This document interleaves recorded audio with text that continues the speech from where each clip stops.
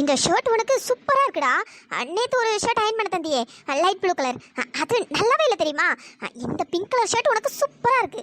அப்படியே ஹீரோ மாதிரி இருக்க தெரியுமா? டியே அப்படியே நடிக்காதடி.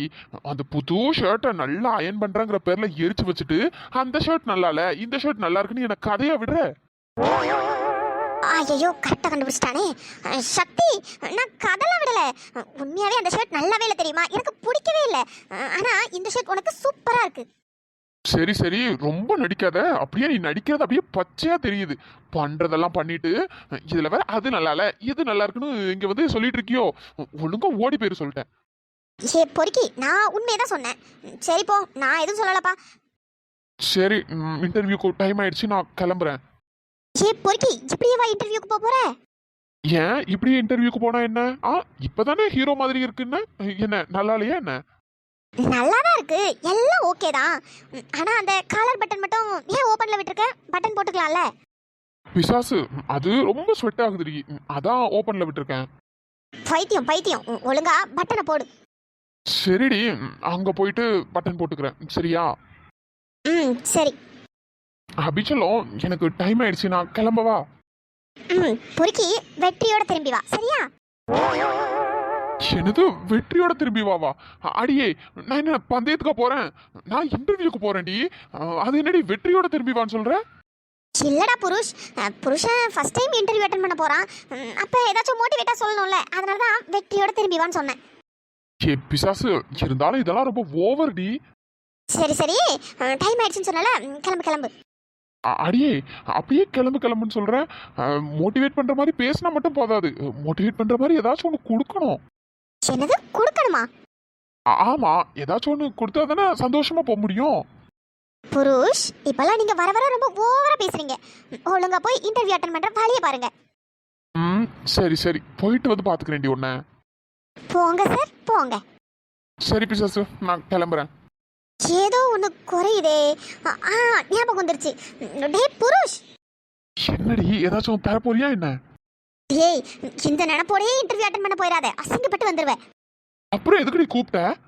எரும மாடே, இப்படியே வா இன்டர்வியூக்கு போற? ஆமா, இப்படியே தான் போறேன். ஏன் நல்லா இல்லையா என்ன? நீ தானே ஹீரோ மாதிரி இருக்குன்னு சொன்ன, இப்போ என்ன இப்படியேவா போறேன்னு கேக்குற? எரும மாடே, இப்படியே போனாலாம் இன்டர்வியூ அட்டெண்ட் பண்ண முடியாது. ஏன் ஏன் ஏன்? சர்டிபிகேட் எல்லாம் யாரு? உங்க தாத்தா நான் எடுத்துட்டு வருவான். அச்சோ, அத மறந்துட்டேன்ல. அதுக்கு எதுக்கடி எங்க தாத்தனை இழுக்கிற? உங்க தாத்தனை இழுக்கல, உங்க பாட்டியே இழுக்கல. ஒழுங்கா சர்டிபிகேட் எடுத்துட்டு போ. ஐயோ ஐயோ, இன்னைக்கு இன்டர்வியூ அட்டெண்ட் பண்ணி கிழிஞ்ச மாதிரி தான். எப்படி சர்டிபிகேட் மறந்து வச்சுட்டு போறியே? வேலை கிடைக்குமா? அடியே பிசாசு, எதுக்கடி போகும்போதே வாய வைக்கிற வேலை கிடைக்குமான்னு? வேலை கிடைக்கும்டி, நான் இன்னும் எவ்வளவு கனவோட இருக்கேன். இப்பவே வேலை கிடைக்குமான்னு இழுக்கிற? வேலை கிடைச்ச மாதிரி தான். சரி, இத புடி, ஒழுங்கா போய் அட்டெண்ட் பண்ணு போ. நல்ல வேலை பிசாசு ஞாபகப்படுத்தின, இல்லைன்னா என்ன ஆயிருக்கும்? என்ன இருக்கும்? அப்படியே போன மேனிக்கு திரும்ப வந்திருப்ப. வேற என்ன ஆயிருக்கும்? ரொம்ப ஓவரா தாண்டி பேசுற. சரி சரி, சீக்கிரமா போ, டைம் ஆயிடுச்சுன்னு சொன்னால. போ போ போ போ. சரிடி, போயிட்டு வரேன். சக்தி. அம்மா. என்னப்பா, ஆளை பார்க்கவே புதுசா இருக்க. கையில ஏதோ ஃபைல் மாதிரி இருக்கு. இல்லம்மா, அது நான் இன்டர்வியூ அட்டெண்ட் பண்ணலான்னு போயிட்டு இருக்கேன். என்னப்பா சொல்ற? உண்மையாவே வா? ஆமாம்மா, இந்த அடிதடியெல்லாம் விட்டுட்டு ஏதாச்சும் ஒரு நல்ல வேலைக்கு போகலான்னு முடிவெடுத்திருக்கேன். சரி, அதான் போயிட்டு இன்டர்வியூ அட்டெண்ட் பண்ணலான்னு கிளம்பிட்டு இருக்கேம்மா. எப்பா சக்தி, உன்னை இந்த மாதிரி பார்க்கறதுக்கு எவ்வளோ சந்தோஷமா இருக்கு தெரியுமாப்பா? நான் வேண்டாத கோயில் இல்லை, கும்பிடாத சாமி இல்லை, எல்லா கோயிலையும் அத்தனை வேண்டுதல் வைப்பேன். என் பையன் நல்லபடியாக திருந்தி ஒரு நல்ல வேலைக்கு போகணுன்னு. நான் கும்பிட்ட சாமியெல்லாம் என்னை கைவிடலப்பா. எனக்கு இப்போதான் அப்படி ஒரு சந்தோஷமா இருக்கு. நீ இந்த அடிதடியெல்லாம் விட்டுட்டு நல்ல வேலைக்கு போகணுன்னு நான் எப்போவுமே நினச்சிட்டே இருப்பேன்ப்பா. அது மாதிரியே நீ இப்போ இன்டர்வியூக்கு போகிறேன்னு சொல்கிற. எனக்கு இதை கேட்கும்போது எவ்வளோ சந்தோஷமா இருக்குப்பா. ஆமாம்மா, இதுக்கப்புறம் அடிதடிக்கெல்லாம் எதுவும் போக மாட்டேன். நல்லபடியாக ஒரு வேலை கிடைச்சா போதும்மா. நீ இப்போதான் திருந்தி நல்ல முடிவெடுத்திருக்க.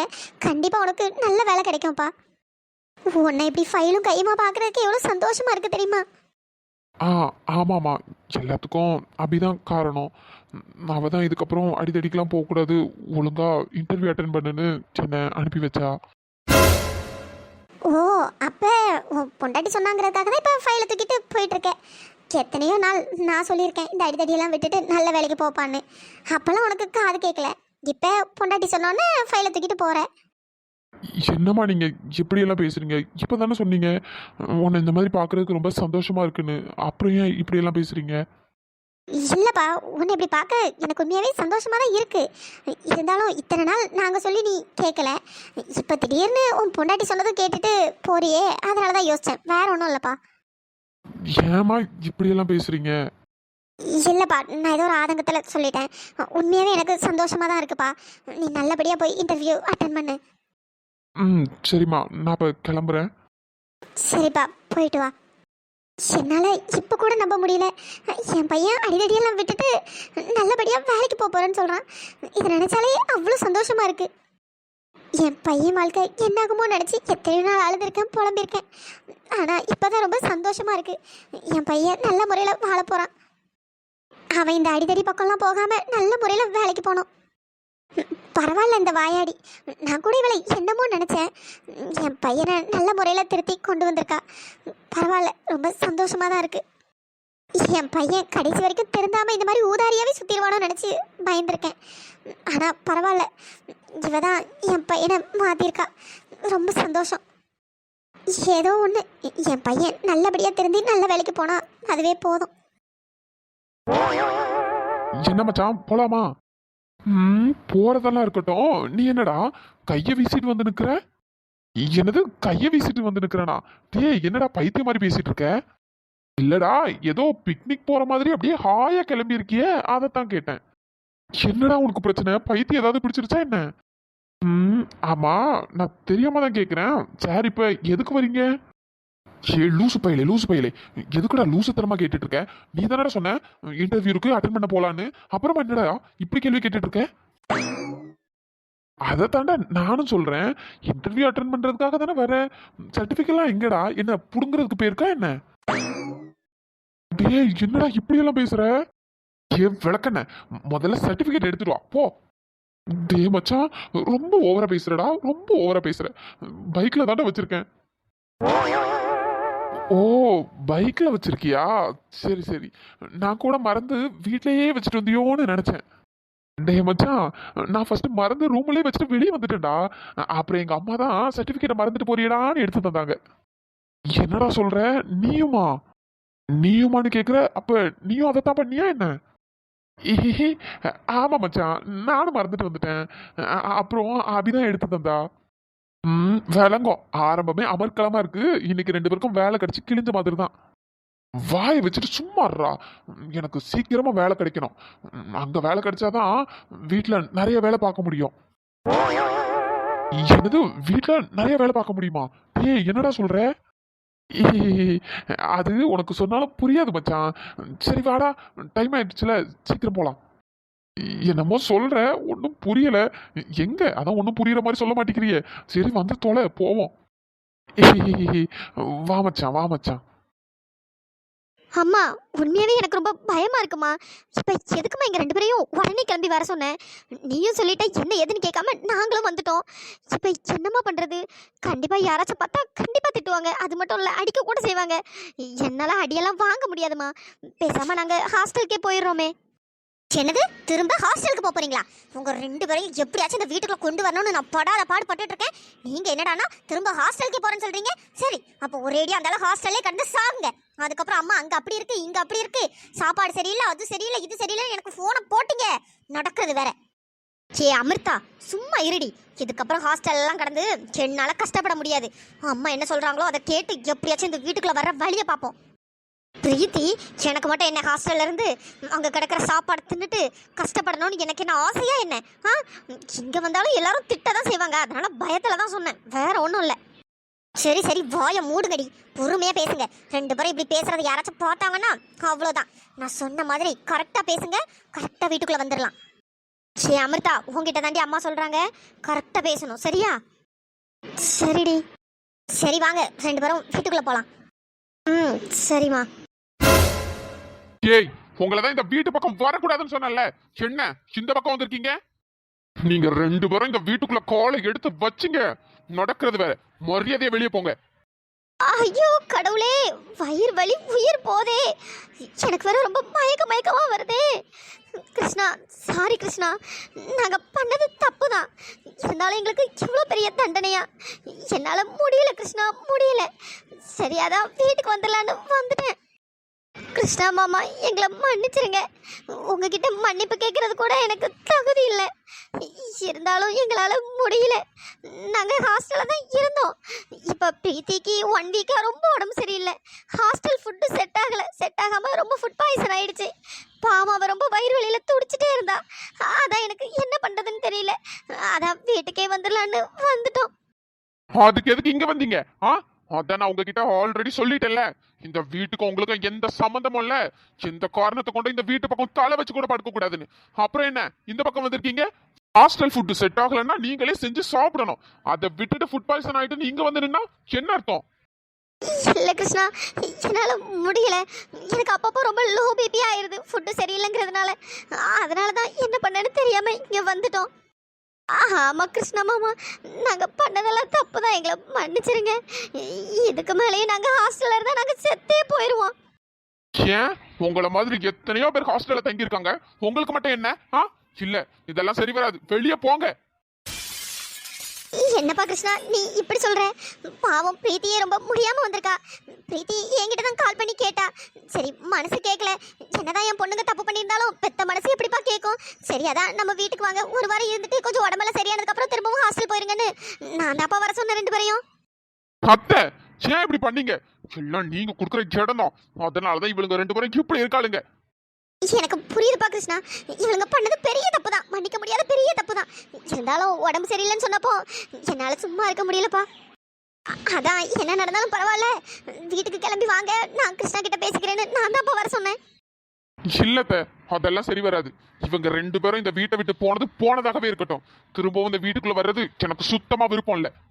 இப்ப என்ன, ஹாஸ்டல் ஃபுட்டு தானே சரியாகல, ஒன்னும் பிரச்சனை இல்ல. 2 பேரையும் தனியா ரூம் எடுத்து தங்கிக்க சொல்லுங்க.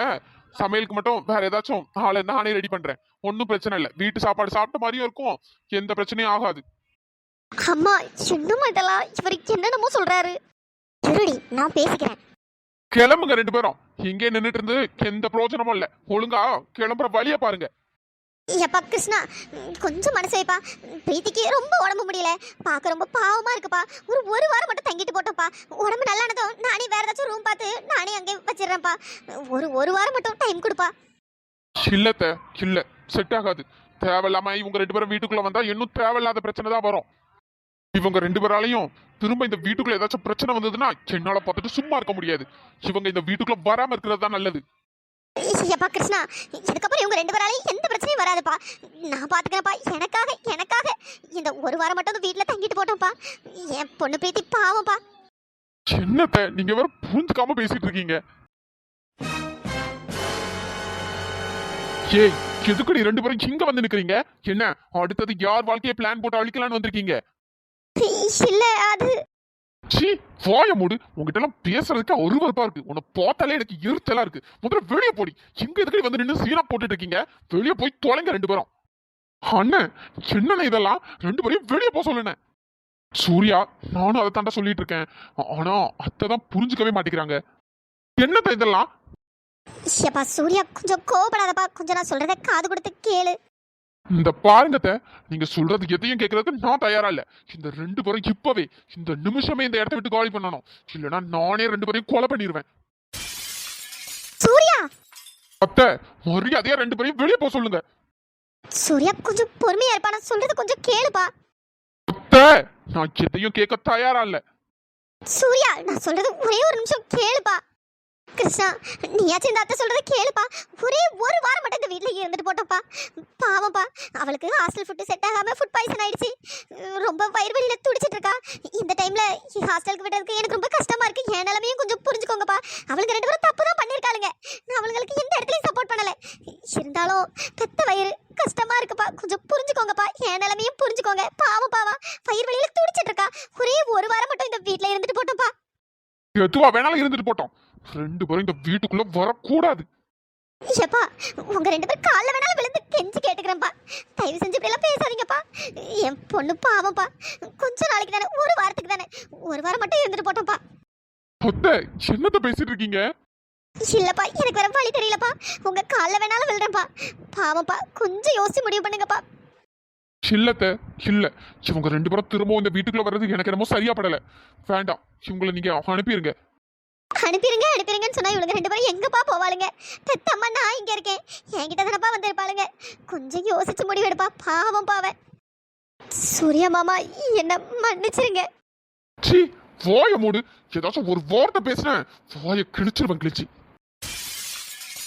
சூர்யா, நான் பண்ணது தப்புதான். அதுக்குன்னு எனக்கு இவ்வளோ பெரிய தண்டனையா? என்னால் சுத்தமாக முடியல சூர்யா. ஹாஸ்டல் ஃபுட்டு எனக்கு சுத்தமாக ஒத்துக்கல. நான் ஒரு 1 வீக் மட்டும் இங்கே தங்கிட்டு அதுக்கப்புறம் நானே கிளம்பிடுறேன் சூர்யா, ப்ளீஸ். ஆமாம் சூர்யா மாமா, பிரீத்தி பாவம் வழியில் ரொம்ப துடிச்சிட்டு இருக்கா. என்னால் அவளை தனியாக பார்க்க முடியல. இங்கே இருந்தா அத்தை அம்மானு எல்லாரும் இருக்காங்க, கொஞ்சம் பார்த்துப்பாங்க. அதனால தான் நாங்கள் இங்கே வரலான்னு வந்தோம். ஒரு வாரம் மட்டும் இருந்துட்டு போயிடுறோமே. சூர்யா, என்னடா பண்றது? எனக்கு வேற இவங்க ரெண்டு பேரையும் உள்ள விடுறதுல சுத்தமா மனசு இல்ல. ஆமாண்ணே, எனக்கும் இதுங்க ரெண்டு பேரையும் வீட்டுக்குள்ள விடுறதுக்கு சுத்தமா விருப்பம் இல்ல. ஆனா அத்தைக்காக பார்க்க வேண்டியதா இருக்கு. அதான் என்ன பண்றதுன்னே தெரியல. என்னடா பண்றது இப்போ? என்ன பண்றது? இதுங்க பண்ணின தப்புக்கு அத்தை என்ன பண்ணுவாங்க? சரி, ஒரு ஓரமா இருந்துட்டு போய் தொலையட்டும். அத்தை ஏதோ உடம்புக்கு ரொம்ப முடியலன்னு சொன்னதுனாலதான் வீட்டுக்குள்ள வர்றதுக்கு ஒத்துக்கிறேன். ஏதோ ஒரு ஓரமா ரெண்டு பேரும் இருந்துட்டு போய் தொலையட்டும். ஒழுங்கா இருக்கணும். சும்மா அங்க இங்கன்னு வாலாட்டிட்டு திரிஞ்சாளுங்க, அவ்வளவுதான் நடக்கிறது வேறன்னு சொல்லிட்டேன். அப்புறம் இந்த வீட்டுக்குள்ள இருக்க 1 வீக்கும் என் மூஞ்சில முழிக்கவே கூடாது. இவளுங்களை பார்த்தாலே எனக்கு பத்துக்கிட்டு வருது. என் மூஞ்சில முழிக்காத மாதிரி ஏதாவது ஒரு ஓரமா இருந்துட்டு ஒரு வாரத்துல சீக்கிரமா கிளம்ப சொல்லுங்க. கரெக்டா ஒரு வாரம் தான், அதுக்கு மேல ஒரு நாள் கூட இந்த வீட்டுல இருக்க கூடாது. சரிப்பா சூர்யா, சரிப்பா. ஒரு வாரம் தான். ஒரு வாரத்தில் திரும்பவும் நான் வேற ஏதாச்சும் அரேஞ்ச் பண்ணி இவளுங்க வெளியே விட்டுடுறேன். ஹேய், ரெண்டு பேரும் ஒழுங்கா இருக்கணும். சும்மா தேவையில்லாத வேலை ஏதாச்சும் பார்த்துட்டு இருந்தீங்க, கொளுத்திடுவேன் கொளுத்தி. என்ன அவன் சொன்னதெல்லாம் கேட்டுச்சா? காதுல நல்லா விழுந்துச்சு தானே? வீட்டுக்குள்ள வந்ததுக்கு அப்புறம் அவன் முன்னாடி தெரியாதனமா போய் நின்றாதீங்க, கிழிச்சு தொங்க விட்டுவான். ஒழுங்கா ஒரு ஓரமா இருந்துட்டு ஒரு வாரத்துல ஓடி போற வழிய பாருங்க. இங்கே டேரா போடலாம் நினைச்சீங்க, அவ்வளவுதான் சொல்லிட்டேன். இல்ல கிருஷ்ணா, உடம்பு சரியானதோ நாங்களே கிளம்பிடுறோம். அத்தை, உங்களுக்காக மட்டும்தான் இப்ப இவங்க ரெண்டு பேரும் வீட்டுக்குள்ள விடுறோம். இல்லைன்னா அப்பவே அடிச்சு துரத்தி இருப்பேன். தேங்க்ஸ்பா கிருஷ்ணா, ரொம்ப தேங்க்ஸ்பா. எந்த பிரச்சனையும் பண்ண மாட்டாளுங்க, நான் பாத்துக்கிறேன். ஒழுங்கா இருக்க சொல்லுங்க. தேவையில்லாம இவளுங்களால வேற பிரச்சனை ஏதாச்சும் வந்துச்சு, நேரா ஸ்டேஷன்ல போய் எழுதி கொடுத்து கம்பி என்ன விட்டுருவேன். இல்ல, நாங்க எந்த பிரச்சனையும் பண்ண மாட்டோம். டே, உனக்கு ஹாஸ்பிட்டல் போக டைம் ஆயிடுச்சுல, நீ கிளம்பு. சரிண்ணா. அம்மா, என்னம்மா இதெல்லாம்? இவனுக்கு ரெண்டு பேரும் ரொம்ப ஓவரா பேசிட்டு போறானுங்க. ஜேய், சும்மா இருடி. அவன் காதுல கேட்டு தொலைஞ்சிட போகுது. அவன் போனதுக்கு அப்புறம் எதுவா இருந்தாலும் பேசிக்கலாம். அம்மா, எதுக்குமா எங்களை தேவையில்லாம இங்க வர சொன்னேன்? பேசாம நாங்க ஹாஸ்டல்லே இருந்திருப்போம். சும்மா ஒரு வாரம் இங்க வந்து இருக்கிறதுக்கு எதுக்குமா நாங்க இங்க வரணும்? அதுக்கு தான் நாங்க பேசாம அங்கேயே இருந்திருப்போம்ல. பைத்தியக்காரி, நான் அவன்கிட்ட சும்மா சொல்லியிருக்கேன் ஒரு வாரம் இங்க தங்கிப்பாளுங்க அப்படின்ட்டு. எப்படியாச்சும் ஏதாச்சும் பிளான் பண்ணி உங்க ரெண்டு பேரும் இங்கே இருக்க வைக்கணும்டி. அம்மா, எனக்கு என்னமோ இதெல்லாம் சரி வராதுன்னு நினைக்கிறேன். இவனுங்க ரெண்டு பேரும் எப்படி எரிஞ்சு விடுறானுங்க பாரு. இன்னும் எங்க மேல கோவமா தான் இருக்கானுங்க. இவனுங்களாச்சும் இந்த வீட்டுல எங்களை இருக்க விடுறதாச்சும் அதை அப்புறம் பார்த்துக்கலாண்டி. வேற ஏதாச்சும் யோசிச்சு உங்க ரெண்டு பேரையும் இந்த வீட்டிலே இருக்க வைக்கிறேன். சரிம்மா, உள்ள போலாமா? ரொம்ப டயர்டா இருக்கு. சரி வாங்க, ரெண்டு பேரும் உள்ள போலாம். ஹலோ ஃப்ரெண்ட்ஸ், யாரும் ஸ்கிப் பண்ணிடாதீங்க. ஒன்று மட்டும் உங்ககிட்ட ஷேர் பண்ணணும். ஃப்ரெண்ட்ஸ், நேற்று எனக்கு வந்து ரெண்டு பேர் கமெண்ட் பண்ணியிருந்தாங்க. அதில் ஒருத்தங்க என்ன சொல்லியிருந்தாங்கன்னா, உங்கள் கதையில் எப்போ பார்த்தாலும் ரொமான்ஸு கிஸ்ஸு அது இதுன்னு அப்படியே வந்துட்டுருக்கு, ஒரு ரொம்ப செக்ஸியாக எடுத்துகிட்டு போகிறீங்க அப்படிங்கிறத மீன் பண்ணி ஒரு மாதிரி எனக்கு கமெண்ட் போட்டு விட்டுருந்தாங்க. எனக்கு அந்த கமெண்ட்டை பார்த்த உடனே சீரியஸாக சிரிப்பு தாங்க வந்தது. எதுக்குன்னா, இந்த பைத்தியங்களாம் எங்கே போச்சு இவ்வளோ நாள் அப்படிங்கிற மாதிரி தான் எனக்கு ஃபீல் ஆச்சு. அவங்க கரெக்டாக எனக்கு ஒரு 80வது எபிசோடு என்னமோ கமெண்ட் பண்ணியிருக்காங்க. அதில் நான் ஏதோ ஒரு சின்னதாக இந்த மாதிரி ஹக்கு கிஸ் வச்சிருக்கேன். ஸோ அதுக்கு ஒரே ரொமான்ஸாக இருக்குது, கிஸ்ஸாக இருக்குது, அதுவாக இருக்குது, இதுவாக இருக்குன்னு கமெண்ட் பண்ணிருக்காங்க. நான் அந்த டைமில் அதை ரிமூவ் பண்ணி விட்டுட்டேன். நான் எப்போவுமே இந்த மாதிரி பேட் கமெண்ட் வந்ததுன்னா ரிப்ளை கொடுக்கணும்னு பார்க்க மாட்டேன். எதுக்கு தேவையில்லாமல் இதுங்க கிட்டலாம் போய் பேசிக்கிட்டு பேசாமல் ரிமூவ் பண்ணி விட்டுருவோம் அப்படிங்கிறத என்னோட தாட்டாக இருக்கும். சரி, இன்னைக்கு ரிப்ளை கொடுக்கலாம் அப்படின்னு சொல்லிட்டு எனக்கு ரொம்ப இதாக இருந்தது. என்னடா இதில் இந்த எபிசோடில் என்ன இருக்குன்னு இவங்க இந்த மாதிரி கமெண்ட் பண்ணியிருக்காங்க அப்படின்ட்டு. ஏன்னா நேற்றுக்கு எபிசோட் பார்த்து எல்லாருக்குமே தெரியும், ரியா கிருஷ்ணாக்கு ஒரு சின்னதாக ஒரு சீன் வச்சிருப்பேன். அதில் என்னங்க ரொமான்ஸ் இருக்குது எனக்கும் சத்தியமாக எனக்கும் தெரியவே இல்லை. அது வந்து ஒரு சின்ன கான்வர்சேஷன் தான். நான் அதில் ஹக்கு கிஸ் எல்லாமே வச்சிருந்தேன் தான். ஆனால் அது உங்களுக்கு விசிபிளாக தெரிஞ்சுதா? ஏன்னா நான் அந்த இடம் ஃபுல்லாகவே ரெயின் ட்ராப்ஸ் போட்டு ஃபுல்லாகவே கம்ப்ளீட்டாக மறைச்சிட்டேன். என்னோட டைலாக்ஸ் ஏதாச்சும் தப்பாக இருந்ததா, இல்லை என்னோட டைலாக்ஸில் ஏதாவது நான் ரொமான்டிக்காக பேசியிருந்தேனா, இல்லை ரொம்ப ஆக்வர்டாக பேசியிருந்தேனா? நான் ஆல்ரெடி உங்ககிட்ட சொல்லியிருக்கேன், நான் வந்து ரொமான்டிக்காக டைலாக் பேச மாட்டேன், எனக்கு பேசவும் தெரியாதுன்னு நான் சொல்லிட்டேன். நான் ஓப்பனாகவே சொல்கிறேன், எனக்கு ரொமான்டிக்காக டைலாக் பேச தெரியாது. நான் அதனால தான் அதுக்கு பதிலாக நான் என்ன பண்ணுவேன்னா, ஏஐ யூஸ் பண்ணி அங்கங்கே ஹக்கு கிஸ் மட்டும் வச்சு அந்த இதை அப்படியே நான் மேனேஜ் பண்ணி விடுவேன். மற்றபடி நான் வந்து மோஸ்ட்லி கொஞ்சம் காமெடியாக தான் ஸ்டோரி எடுத்துகிட்டு போகணும் அப்படிங்கிறதுக்காக கொஞ்சம் ஃபன்னாக தான் மோஸ்ட்லி எடுத்துகிட்டு போயிட்டு இருக்கேன். தேவைப்படுற இடத்துல மட்டும்தான் சும்மா வைப்பேன். அதுவும் ரெயின் ட்ராப்ஸ் போட்டு உங்களுக்கு ஃபுல்லாகவே மறைச்சும் விட்டுருவேன். டைலாக்ஸில் எதுவுமே வராது. அப்படியே டைலாக்ஸ் இருந்தாலும் அது வந்து ஃபன்னாக மட்டும்தான் இருக்கும். மற்றபடி எந்த ஒரு தப்பான இதில் இருக்கவே இருக்காது. ஏன்னா நான் டைரெக்டாகவே உங்ககிட்ட சொல்கிறேன், எனக்கு அந்த மாதிரி பேச வராது. அதுதான் உண்மை. ஆனால் இந்த பைத்தியம் எனக்கே இப்படி கமெண்ட் பண்ணிச்சிருந்தா எனக்கும் தெரியல. எப்படின்னா நான் எப்போல்லாம் இந்த மாதிரி ஏஐ யூஸ் பண்ணி வைக்கிறேனோ அப்போல்லாம் எனக்கு இவ கமெண்ட் பண்ணுறதுக்கு வந்துடுவா. மற்ற நேரத்துலலாம் எங்கே தான் போய் தொலைவாலும் எனக்கும் தெரியல. இப்போது கொஞ்ச நாளாகவே ஒரு நார்மல் எபிசோடாக தான் போயிட்டுருக்கு. அதில் காமெடியெல்லாம் நிறைய வச்சுருக்கேன். அதுக்கெல்லாம் அந்த மேடம் வந்து ரிப்ளை பண்ண மாட்டாங்க. நான் எப்போ ரொமான்ஸ் வைக்கிறேனோ, அதாவது இந்த ஏஐ யூஸ் பண்ணி ஏதாவது ஒன்று வைக்கிறோனோ அப்போ தான் இவ வந்து நொட்டுவா. எனக்கு இவளை என்ன சொல்கிறதுனே தெரியல. எனக்கு இவளை அசிங்கமாக திட்டணும்னு தோணுது. சரி, இதை திட்டி நம்ம இதை கெடுத்துக்கணும் அப்படிங்கிற மாதிரி எனக்கு தோணுது. எனக்கு தெரியல சீரியஸாக. இவ பண்ணுற கமெண்ட் பார்த்துட்டு எனக்கு எதுக்குன்னே தெரியல, ரொம்ப சிரிப்பாக வந்தது. ஏன்னா இந்த சீனில் என்ன இருக்குன்னு இவ இந்த அளவுக்கு பாயிரா அப்படிங்கிற மாதிரி தான் எனக்கு தோணுச்சு. அப்புறம் இன்னொன்று, இந்த ஐடி நேமை உங்ககிட்ட சொல்லி ஆகணும். ஜெனிஃபா பின்னு நினைக்கிறேன் அந்த ஐடி நேமு. இவளுக்கு வர வேலையே இல்லைங்க. என்ன நேரமோ ஒரு குறை சொல்லிட்டே இருப்பாங்க பார்த்தீங்களா, சும்மா வேணும்னே குறை சொல்லுவாங்க பார்த்தீங்களா, அந்த மாதிரி ஒரு கேரக்டர். இவளை நான் ஆல்ரெடி பிடிச்சி திட்டி விட்டுருக்கேன். இதில் என்னன்னா, இவன் நிறைய கமெண்ட் பண்ணியிருக்கேன். நான் எல்லாத்தையுமே ரிமூவ் பண்ணிட்டு தான் இருந்தேன். கிட்டத்தட்ட ஒரு 100 எபிசோட் வரை நான் ரிமூவ் பண்ணி விட்டுட்டு தான் இருந்தேன். சரி, இவகிட்ட போயிட்டு நம்ம என்னத்தை பேச அப்படிங்கிற மாதிரி நான் ரிமூவ் பண்ணி விட்டுட்டு தான் இருந்தேன். இவன் ஃபுல் அண்ட் ஃபுல் குறை மட்டும் தாங்க சொல்லுவா. குறையாச்சும் ஏதாவது எபிசோட் ஏதாவது குறை இருக்குது அப்படின்னு சொன்னால் கூட பரவாயில்ல. இப்போ நேற்றுக்கு ஒரு சீன் வச்சுருந்தேன் அபிஷக்திக்கு. இது சக்தி வந்து அபி வந்து சக்தியோட ஷர்ட்டை எரிச்சிருவா. அதாவது அயன் பண்ண தெரியாமல் எரிச்சிருப்பான். அது நான் ஜஸ்ட் ஒரு ஃபன்னுக்காக வச்சேன். சரி, காமெடியாக இருக்கட்டும் அப்படிங்கிறதுக்காக தான் அந்த சீன் வச்சேன். அதுலேயும் அவன் வந்து நொட்ட சொல்கிறான். எனக்கு அதுதான் ஆச்சு, நீலாம் என்னடி அப்படிங்கிற மாதிரி எனக்கு ஆயிடுச்சு. அதுவே நான் ஒரு ஃபன்னுக்காக வச்சுருந்தேன். அதுக்கு அவன் என்ன தெரியுமா கமெண்ட் பண்ணியிருந்தா, அது என்னது, ஒரு வீட்டு வேலை கூட தெரியல, இவெல்லாம் ஒரு தண்ட கேரக்டர் அப்படிங்கிற மாதிரி சொல்லியிருந்தா. எனக்கு தெரியல, ஏன் கண்டிப்பாக வீட்டு வேலை தெரிஞ்சிருக்கணுமா என்ன?